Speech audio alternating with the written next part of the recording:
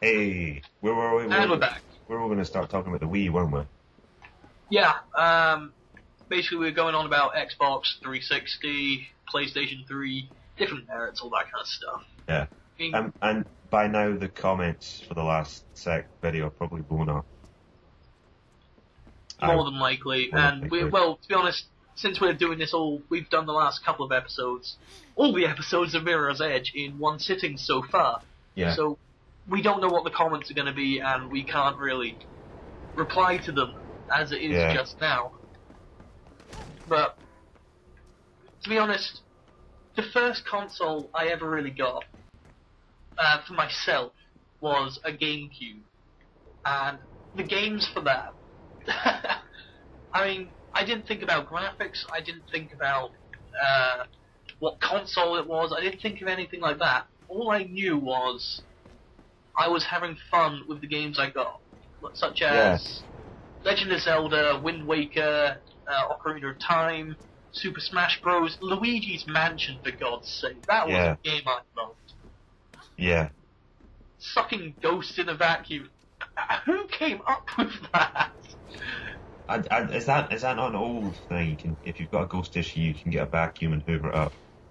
Yeah, it's a common misconception. Started off by Ghostbusters, I think it was. Someone mistook it for a vacuum cleaner. Ah. No. But yeah, back in those days, getting off topic, I can remember not actually looking at reviews or anything for a game. I can remember going into shops and looking at the back of the box and going, that looks fun, and buying it. And a lot of the games from my childhood, I absolutely loved. Out of interest, I went on websites and searched them, got absolutely torn apart in reviews. Trying to think of an example. Can't think of anything offhand, but it's obviously, I'm going completely off subject here, by the way. But my first console was an N64. That sort of was mine. We had our earlier consoles that were sort of the whole families. But my first console was an N64. And as I say, the guy, 2 doors up had a PlayStation 1. And we would argue about it. And, I mean, the games that were coming out on there were... I'm sort of between two subjects now. Of my childhood and this whole gaming war thing. And, I can remember my childhood being games that were a lot more original, and games that sort of, because nowadays it's mostly first-person shooters or some kind of game involving a gun in your hand, and that's mainly because it's what the game companies actually think we really want. Yeah. It's more the fact that all the original ideas have been taken, and now they just got to try and find the ones that we want to revisit. Yeah. I wouldn't even say it so much as that, because even within the realms of what's been done before, now and again a game will come out. Like, I mean, I can remember out of nowhere Dead Space. Now, Dead Space is a third-person survival horror sort of game, that kind of actiony sort of theme to it, and I can remember playing that, and it was like sort of the only experience I had that entire year of being able to pick up a game and feel like at least I wasn't playing the same thing I'd been playing all year round. Batman Arkham Asylum would be another one that did that. But I can remember my childhood being just full of games that, you had Legend of Zelda, Ocarina of Time, Super Mario 64, Super Smash Brothers, Super Mario Sunshine, I don't know if you said that one already. Super Mario Sunshine for the GameCube, yeah. GameCube-wise, I know it came out on the PlayStation 2 later down the line. Resident Evil 4. Resident Evil 4 was a fantastic game. I will not let anyone else say otherwise, to be honest. Yeah. Because Resident Evil 1, sure, it brought out the whole horror survival kind of genre and all that. It kind of really personified it. Then Resident Evil 2, then 3, and all the other spin-offs. Oh gosh, please stop. And then they brought out Resident Evil 4. I mean, I never played it on the PlayStation 2 for when it originally came out, or PlayStation 3, or whatever it was when I it think was. Resident Evil 4 originally came out on the GameCube. I think that was a GameCube game for sort of the first year or so. I think. Was it? Yeah, I think that I think so. Yeah, that was a GameCube game for a while. It's actually as I recall. I mean, I played it on the GameCube as well, and it is a better game on the GameCube. I don't know. The reason that I loved it so much was because they brought it out for the Wii, and it worked so well for that. Yeah. The thing with Resident Evil 4 that stands out with me is every once in a while you play a game, and in the first sort of moments of actually playing that game, you get this sort of feeling that you're really going to like this game. And although I buy games and I enjoy them, I've not had. I mean, like Resident Evil 4 was the last game that I probably played that I actually kind of thought, wow, this is a really good game, something that I'm going to remember in sort of 10 years or whatever. Am I going to remember Black Ops? Probably not. You're just going to remember that one as another Call of Duty. Yeah. Modern Warfare 6, whatever we're on by then. But yeah, I'm still waiting for I mean, at some point they're going to say, Call of Duty Future Warfare. It's going to happen. But yeah, just sort of the PlayStation 2 era to me is where that sort of originality sort of ended. I'm trying to think of some PlayStation 2 examples. I mean, because the Wii sort of is putting out games like that. It's probably, if you're wanting those original experiences, a Wii is the console to get. People are probably going to call us idiots for saying things like this, but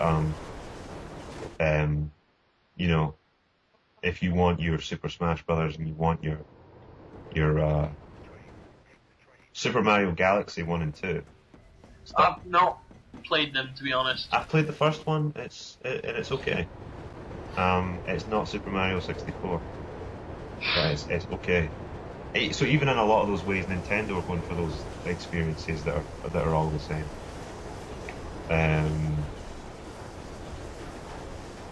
It's just such a different market these days because everyone is into video games.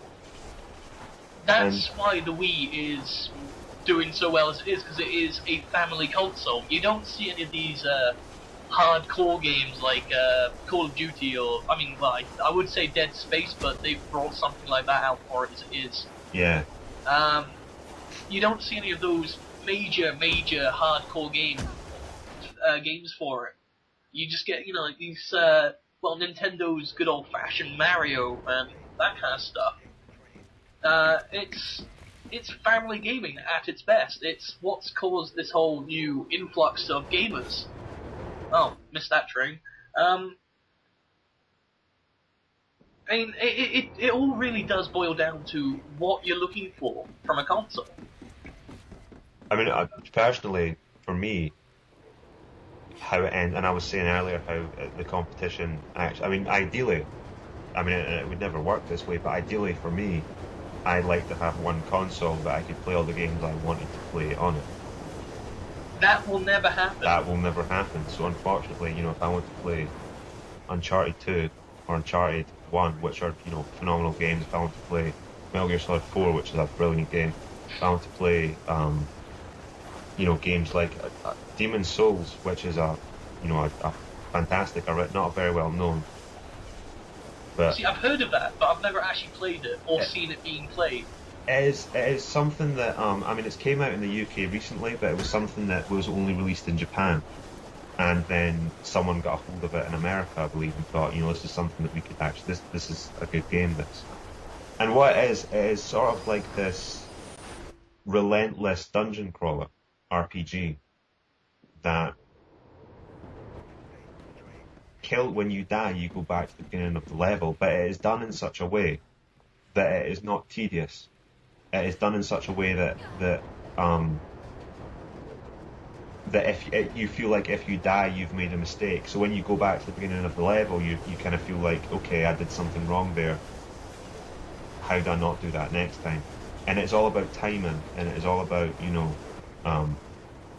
getting things right through trial and error. And of course, you see these crazy YouTube videos of dudes who just, play the game and speed run it somehow. I don't know how they manage that, but for me, like the average sort of gamer person, it is not, and just the atmosphere in the game as well when you're exploring these places is absolutely brilliant. And another thing we'll probably mention is the online aspects of it is because it is so difficult. There's a trap round every corner, and there's a guy who will kill you round every corner, and they've made this sort of messaging system where you can actually leave notes for other players Yeah, can read. I've heard about them. Basically, if you have to be connected to like the PlayStation Network or something like that, and if you are, then if you look around, you'll see these notes left by other players. Some could be decoys, some could be just actual helpful tips of how to get through the level with the least deaths. Yeah. And other things as well, as you will see bloodstains on the ground, which is a recording of another player's death. And if you go up and you press that, you will see the last few seconds of a player's death. And, it can show you if walking across that bridge is going to open a trapdoor, or, something like that. The game also has co-op. But it's just the sort of co-op where you can't just play with anyone on your friends list. The co-op is done through actually in game, and it's explained in the game how I think you use certain stones or crystals or something to actually summon other players into your game, and you can go into other people's games and it's just to be honest, right now I'm thinking it's probably something that needs to be seen. So. Make a note of that. I'll go find Demon Souls because my room's a mess, and we'll maybe do something with that in the future if people want to see that. Leave a comment in the comment section if you want to see Demon Souls, then or someone who's terrible at Demon Souls playing Demon Souls. To be honest, I think people are probably getting pissed off with me right now because this is like the 5th attempt I've been trying to do this one part. And it's, oh god, I don't, it's basically putting into image what I was trying to say earlier, as in, the flow of the game, it works really well if you know what you're doing. Yeah. I mean, I'm riding a train right now, at high speed with another train beside me. I'm describing this for Dan, he's not here. So, and one train starts to break, and I don't know what the hell I'm supposed to do. Am I supposed to jump to it?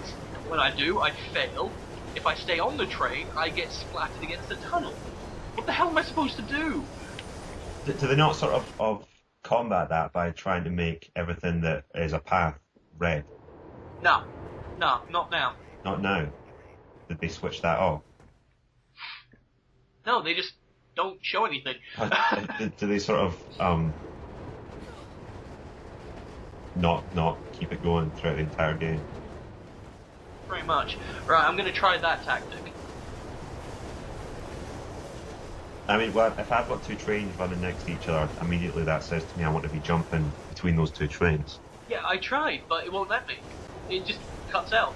It says, nope, you failed. Restart.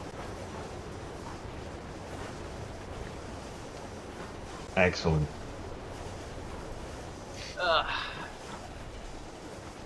Nothing worse when you see someone on YouTube trying to play a game and he can't fucking do it. That is our first swear word for Neon Squirrel. Alex can't fucking do it. I can't see what he can't do. You all can. Right. I'm gonna have to say we're gonna have to cut off there because we're at the limit now. Are we at 15 minutes a game? Yep, we're at it again. This is the technology that I was talking about earlier. Right, we'll catch you guys in a minute.